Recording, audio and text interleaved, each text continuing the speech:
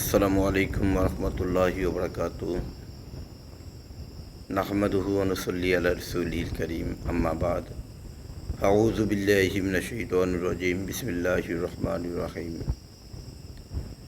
ক্বালা আল্লাহু তাআলা ফি কালামিহিল মাজিদ ওয়াল ফুরকানিল হামিদ ওয়ারকাউ মা'র রাকিঈন ওয়াসজুদু মা'আস সাজিদিন। আল্লাহ রাব্বুল আলামিন বলেন, হে আমার বান্দা সম্প্রদায়, তোমরা রুকু করো, আল্লাহর সঙ্গে রুকু করো, সিজদা করো, আল্লাহর সঙ্গে সিজদা করো। এদিকে রাসূলুল্লাহ সাল্লাল্লাহু আলাইহি ইসলাম বলেন, কুল্লু মুসলিমিন ইখওয়াতুন, সমস্ত মুসলমান ভাই ভাই। আজ আমরা মুসলমান ভাই ভাই হওয়ার পরও আমাদের ভিতরে অনেক দ্বন্দ্ব রয়েছে।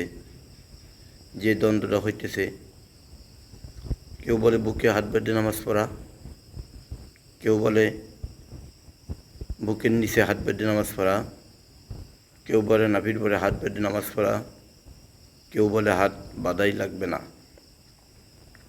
চতুর্দিক দিয়ে মাসলা নিয়ে আজ আমাদের মুসলমানদের ভিতরে তিরস্কার শুরু হয়ে গেছে।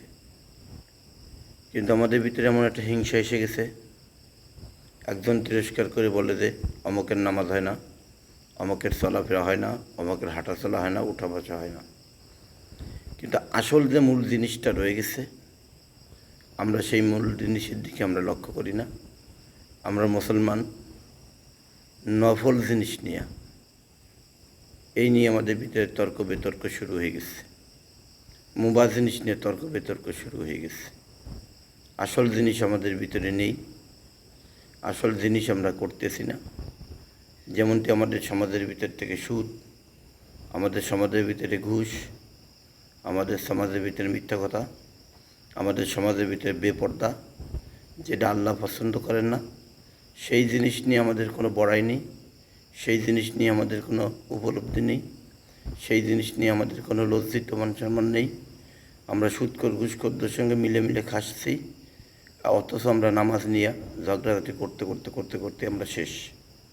তা আসুন মুসলমানের আমরা যারা আছি, আমরা হক জিনিসের ভিতরে থাকার চেষ্টা করি, হক জিনিস নিয়ে চলি। কত মানুষ যার বিবিকে তালাক দিয়া আল্লাহর কোরআন বিরোধিতা করে রাখতেছে আর থাকতেছে, সেটা নিয়ে কোনো আমাদের অনুভব নেই।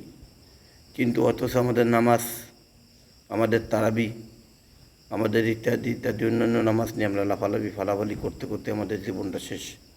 আসুন আমরা সঠিক পথে ইসলাম গ্রহণ করি, ইসলামের পথে সঠিকভাবে চলার জন্য চেষ্টা করি। আল্লাহ আমাদের তৌফিক দান করুক। আমার তৌফিকি ইল্লা বিল্লাহ।